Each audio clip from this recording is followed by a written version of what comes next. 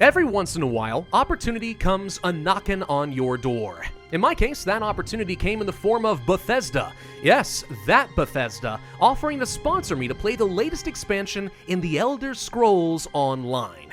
Now, it so happens, I'm already quite familiar with ESO. It's one of the few MMOs that draws me back in every couple of years. Heck, I introduced my wife to the game just about 3 months ago, and we've been playing it together, so this is one of those rare opportunities where the stars align and I can happily show off a game that's outside of my normal content, but I legitimately enjoy and actually know what I'm doing. Hey folks, my name is Pravus. Today we're going to be taking a look at the newest chapter introduced to the Elder Scrolls Online, called Necrom, available on PC, Mac, Xbox, PlayStation, and now also the Epic Games Store.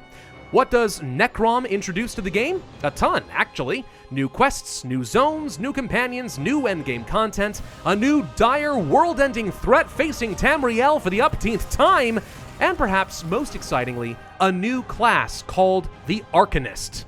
Now, yes, I know what you're thinking. I also would have preferred to pronounce the new class as Arcanist, but I've been specifically told that it's pronounced Arcanist in this game, because they're clearly masters of the Arcan. Sure, Bethesda, if it matters that much to you, alright, we'll go with it. Now, all jokes aside, the Arcanist is actually a really fun class, and I'll break it down in more detail for you in a bit. But first things first, we need to create a brand new character, making use of the in-depth character design features to adjust our race, faction, class, and appearance until I'm satisfied. I'm going to create a Dark Elf character this time around, also called a Dunmer, because Morrowind was my childhood Elder Scrolls game, so I've got a bit of a soft spot for these guys. It also helps that their racial abilities are very, very good for the Arcanist class. Say hello to Nilthus, everyone, a good, strong Dunmer name. Our story begins as it always does, locked in a dungeon. Don't worry, we'll be freed shortly by a mage who will walk me through the tutorial, and after proving that I know my way around a dagger or two, we end up in a portal room. Here we can choose our starting location, and over the last 9 years of development in ESO, there are a lot of locations to choose from. For this expansion, we want to select the Telvanni Peninsula, a brand new region located in eastern Morrowind. The portal lands us just outside of Necrom itself, a city built above a massive necropolis where the Dunmer can honor their ancestors.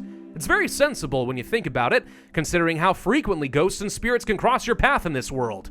Immediately upon our arrival, we meet a high elf called Laramil the Wise, a subject of the Daedric prince Hermaeus Mora, master of secrets, lord of forbidden knowledge. And we, apparently, have been marked by fate as a champion that will save both the Daedric realm of Apocrypha and Nirn, the mortal world.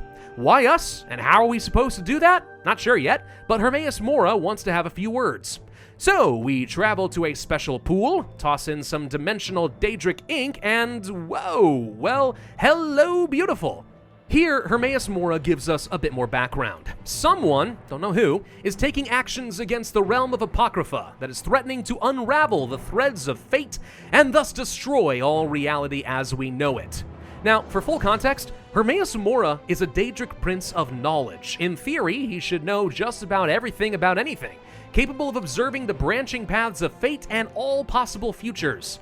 So the fact that this threat is able to elude the one who knows, that is especially disturbing. But any futures where this threat is defeated ultimately seems to center around us, and Mora wants to help.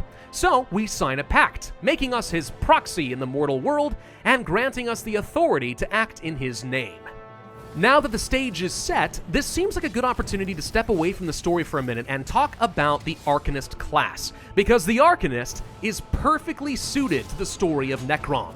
We are a magic wielder that channels lost runes and dark tomes of power. All of our abilities are tied to the realm of Apocrypha. In many ways, this is probably the closest we've ever come to a proper warlock class being added into the Elder Scrolls Online. How are we going to direct those powers? Well, we have 3 options. The Herald of the Tome is your DPS branch, unleashing your magic with destructive blades and beams of energy.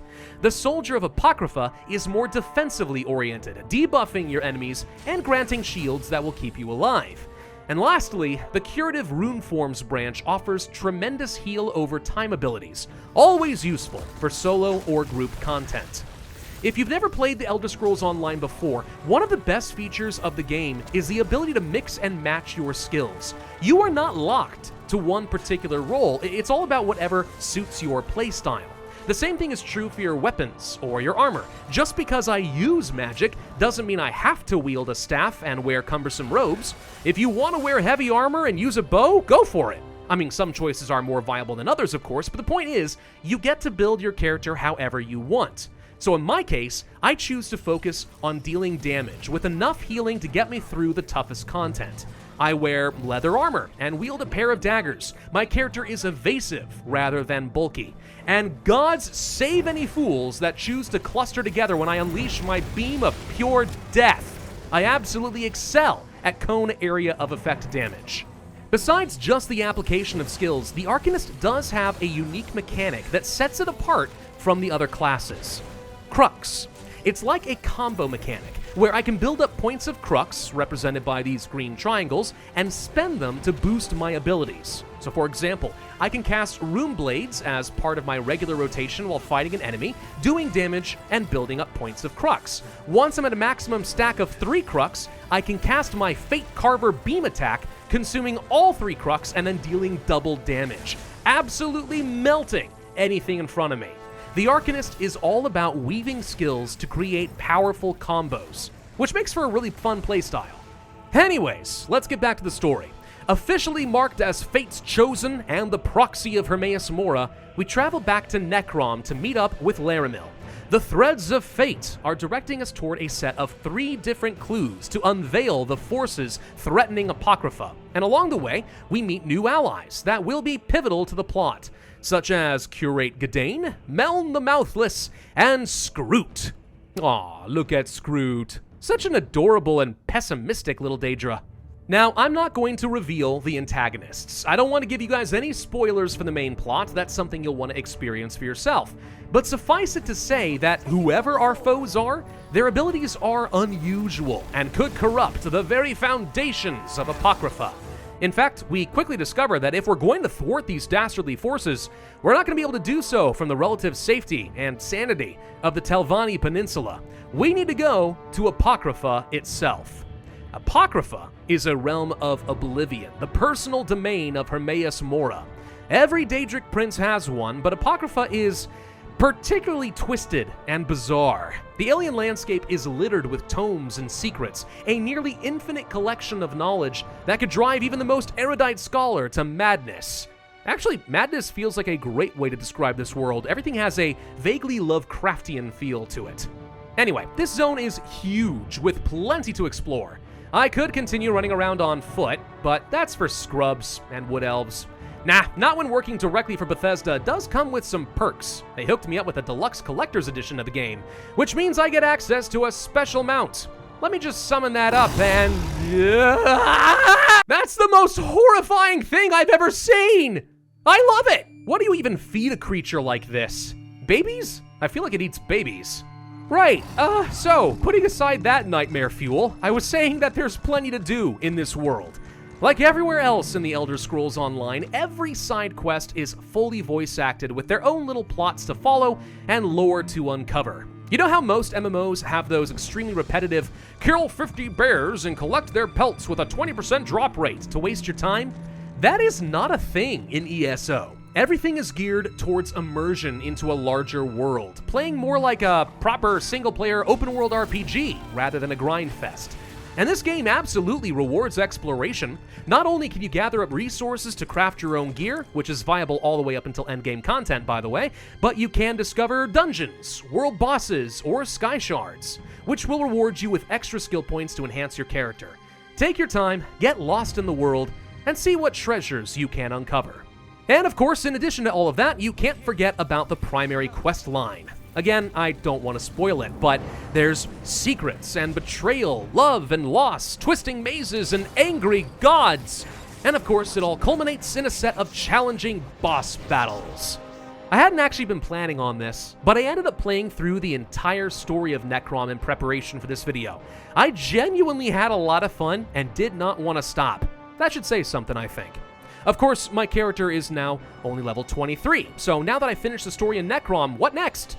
Why, I travel the world in search of new adventures, of course. There's still plenty of stories to uncover in Skyrim, Morrowind, Cyrodiil. I get to meet Lyris Titanborn and Mana Marco and the Prophet, campaign for the Imperial City on behalf of the Ebonheart Pact, and much, much, much more.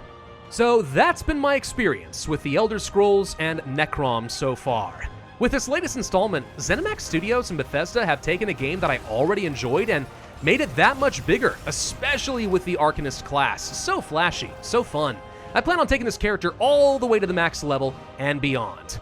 So thank you all for watching, and thank you again to Bethesda for sponsoring this video. If while watching this, you feel inspired to delve the secrets of Apocrypha for yourself, well then of course there will be a link in the description down below. Or if, perhaps, you've never tried the standard edition of ESO and maybe you'd like to give it a go, well then you should go and visit the Epic Games store, where the game is currently available for free for a limited time. There's no subscription required, so you really can't go wrong grabbing a copy for yourself. My name is Pravus. It's been a pleasure guiding you through the dark secrets and nightmares of Oblivion today, and I will see you guys next time.